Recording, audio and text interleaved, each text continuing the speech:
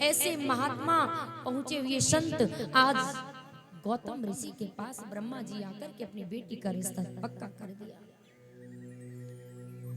उनके साथ में विवाह कर दिया।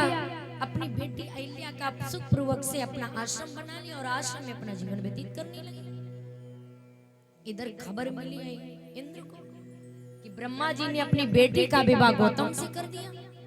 अब वो चिढ़ गया कि कुछ भी हो जाए लेकिन एक रात को अपनी पत्नी जरूर बनाऊंगा मैं। उसके अंदर चिढ़ हो गई। अब वही सोचा। समय व्यतीत होने लगा। एक दिन का समय इंद्र उतर करके आया, चंद्रमा को मिल करके कहने लगा, सुन तू मेरी मदद करेगा? कहने लगे आज तो फिर आ गया, बोल कैसी मदद? कहने लगी तू चल करके गौतम ऋषि के द्वारी पर मुर्गा बन करके रात्रि के 12 बजे तुझे आवाज लगानी है।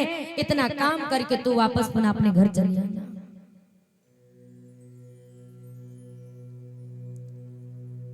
चंद्रमा ने मना कर दिया, साफ साफ गलत बात है, मैं ऐसा नहीं कर सकता। क्यों? क्योंकि तुम्हें पता होना चाहिए कि गौतम ऋषि परम संत हैं और उनकी पत्नी के साथ में ऐसा छल करने की बात तुम करते हो, उसमें भागीदार मुझे भी बना रहे हो। इससे बड़ा पाप और कुछ नहीं हो सकता। मैं नहीं जाऊंगा। इंद्र ने कहा क्या कह रही हो? नहीं जाऊंगी? ये मेरा वज्र देखा है तुमने? चंद्रमा डर गया, ये दुष्ट है, देवताओं का देवता है, इसलिए चंद्रमा भी थर थर कांपने लगा इंद्र से। उस समय चंद्रमा ने कहा चल ठीक है, बोल दूंगा। और वही रात्रि के समय में आश्रम में गया और मुर्गा बन गया चंद्रमा। चंद्रमा बन करके कुटी वही आश्रम के पास में छिप गया। और इधर को गौतम ऋषि अहिल्या विश्राम कर रहे थे। रात्रि के 12 बजे थे, लेकिन उस समय घड़ी किसी के पास नहीं थी, ना किसी के पास मोबाइल था, टाइम का कोई पता नहीं। लेकिन अनुभव लोगों को बहुत पता था। उतनी बजे आंख खुल जाती थी जितनी बजे 4 बजे 5 बजे संत मुनि की आंखें खुल जाती थी। अनुभव था। आज लोग घड़ी देखते, टाइम देखते, लेकिन पहले के लोग बिना घड़ी के अनुभव कर लेते कि इतना बज गया है। क्यों पता है? आज भी मुर्गा है, समझ रहे हो? आज भी मुर्गा है, लेकिन आवाज क्यों नहीं लगाता है पता है?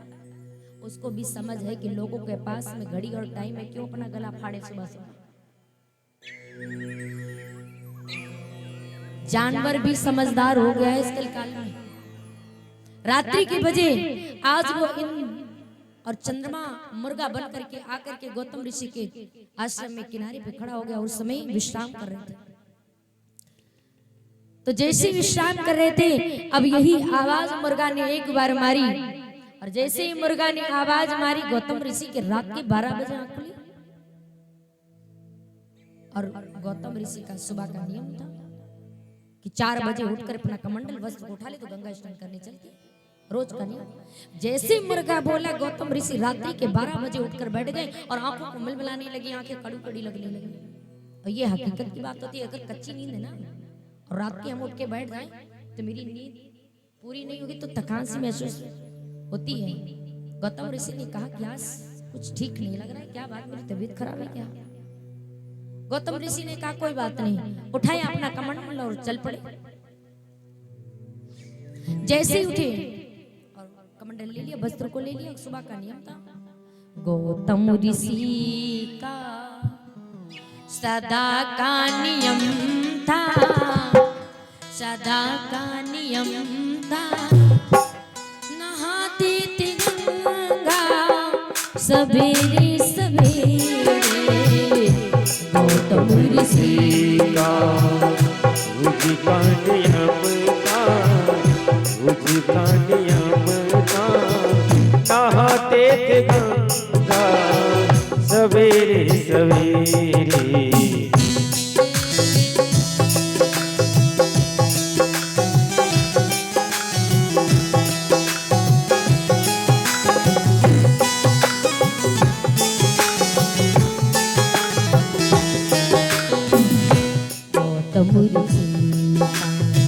सदा का नियम था, सदा का नियम था, थे गंगा सवेरे सवेरे। गौतम ऋषि का गधा काटे अमृता, नहाते थे गंगा सवेरे सवेरे।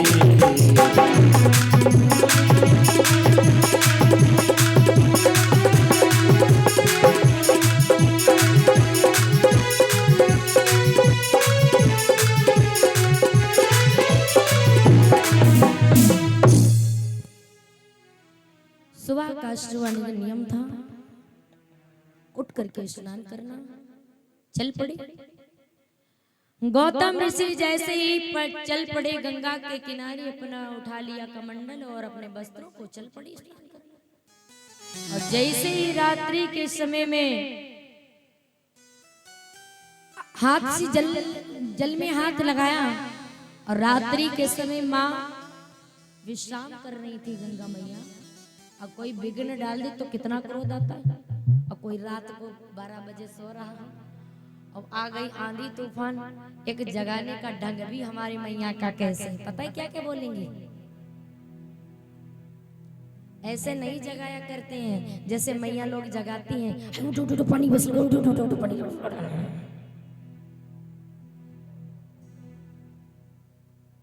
ऐसे नहीं जगाया जाता है। ऐसे तो भैया हाड़ा टेका जाइए तुरंत ही प्राण निकल जाइए। अगर जगाना है तो धीरे से भी बोल सकते हो, आप उसे जगा सकते हो, लेकिन ऐसा नहीं है कि इतनी तेजी से उसको पूरा हिला ही डालो।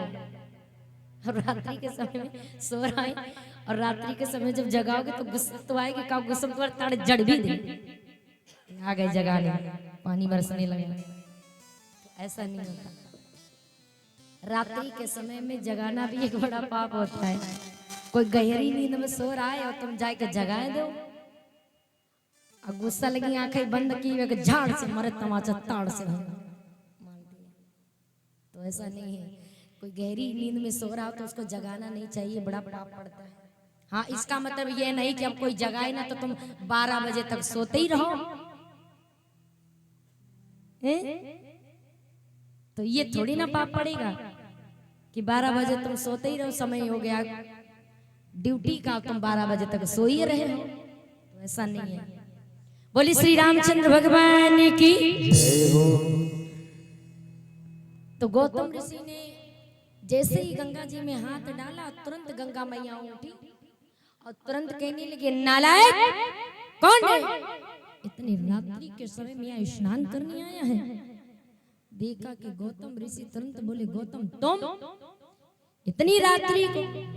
जब देखा कहने लगे, माँ मैं तो रोज स्नान करने आता हूँ। बोले, अरे गौतम तेरी मति मारी गई है, अरे तेरी कुटिया में छल हो रहा और तू यहाँ स्नान करने आया। माँ अंतर ध्यान हो गई। गौतम ऋषि को क्रोध आया, कमंडल में जल भरा, अपने वस्त्रों को पुनः लौट करके अपने आश्रम में पहुंच गए।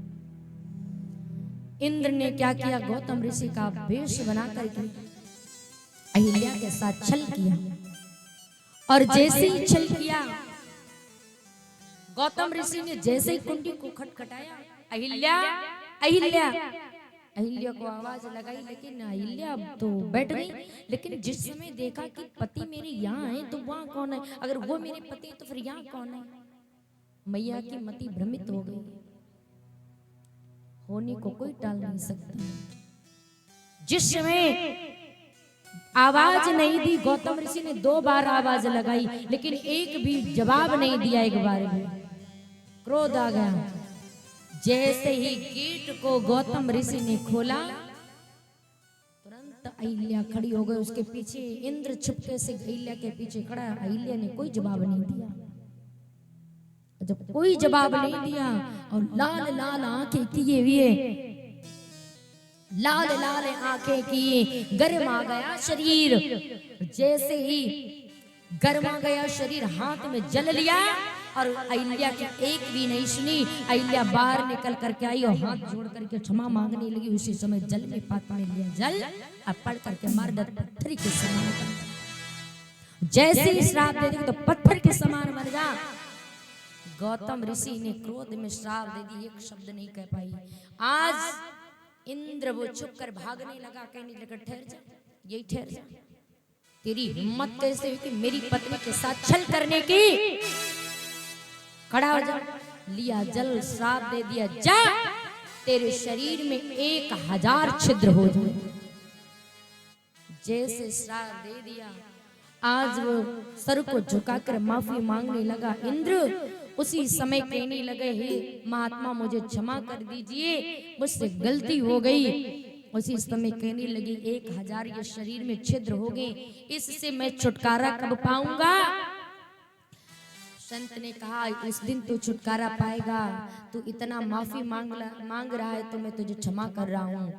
उस दिन तेरा ये 1000 छिद्र पूरे होंगे, उस दिन तुझे तेरा उद्धार होगा। जिस दिन तू अपने 1000 आंखों से, जितने तेरे छिद्र हैं उतनी आंखों से प्रभु श्री राम का विवाह करते हुए देखेगा, उसी दिन तेरा ये शरीर से छिद्र हट जाएंगे। जैसे ही वहां से चला गया और चंद्रमा को श्राप दे दिया, तेरे चेहरे में धब्बे धब्बे नजर आए, श्राप दे दिया और वहां से चले गए। अहिल्या माँ के मुख से आवाज निकली, ना क्षमा करें, क्षमा करें, क्षमा करें। क्या मेरी गलती थी? गलती तेरी ये थी, अगर तूने पति को नहीं पहचान पाया तो चल कोई बात नहीं, लेकिन मैंने तुझे 2 बार आवाज दी, तूने एक भी पलट कर बार आवाज मुझे नहीं दी। कम से कम ये तो बता देती कि स्वामी अगर तुम बाहर हो तो ये कौन है, मेरे साथ छल हुआ, मैं माफ कर देता। लेकिन तूने एक बार भी आवाज नहीं दी, गलती तेरी इतनी है। उसी समय कहने लगे, नाक में कब तक ये नारी ये पत्थर के समान बनी पड़ी रहेगी? अरे कुछ तो बता दो उपाय। बोले, त्रेता युग आएगा, और त्रेता जब युग आएगा तो राम के चरण पड़ेंगे, और जब चरण पड़ेंगे तो उनके धूली तुझ पर लगी, तब तेरा उद्धार हो जाएगा। बोली श्री रामचंद्र भगवान की। वही समय आ गया, विश्वामित्र मुनि महाराज राम को कथा बैठकर आश्रम में सुना रहे थे। कहने लगे, राम उठो और उठ करके इस अहिल्या का उद्धार कर दो। प्रभु श्री राम जी उठे। गौतम नारी श्राप बस उपल दे धर धीरा, चरण कमल रज चाहती, और कृपा करो रघुवीर। उठो राम, और उठ करके चल करके अहिल्या का उद्धार करो। जिस समय इतनी बात कही प्यारे, पर सत पद पावन शोक न सामन प्रकट भई, तप पुंज से। कब?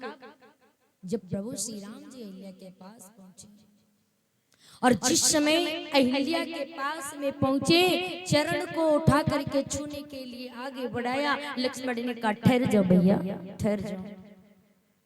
ये ब्राह्मण की पत्नी है, और एक पुरुष उठा करके ब्राह्मण की पत्नी को लगाई चरण, ये हमें सौभाग्य नहीं दे रहा है। एक काम करिएगा, अगर ऐसे चरण छुआने से इनका उद्धार हो गया होता तो तुम कब से खड़े हो अहिल्या के पास में, तो उद्धार हो गया होता।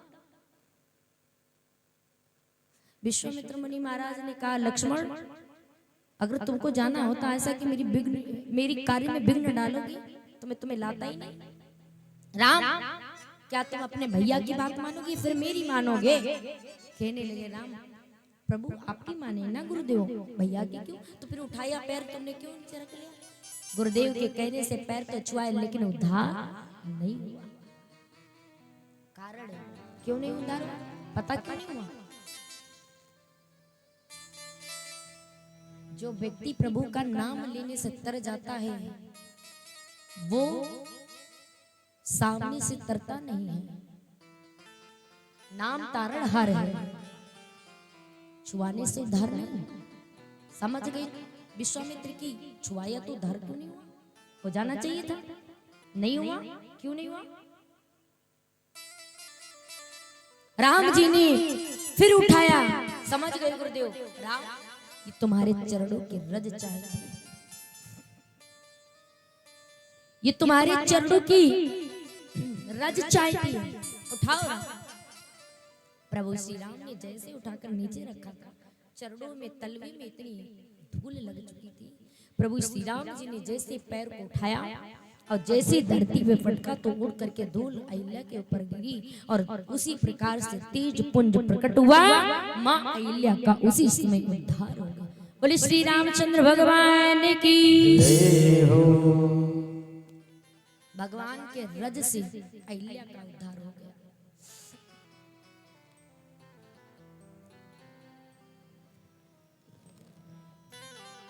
जैसे ही अहिल्या का उद्धार हुआ और उसी समय हाथों को जोड़ करके अहिल्या खड़ी हो गई। आंखों से धीरे से आज आंसू बहने लगे,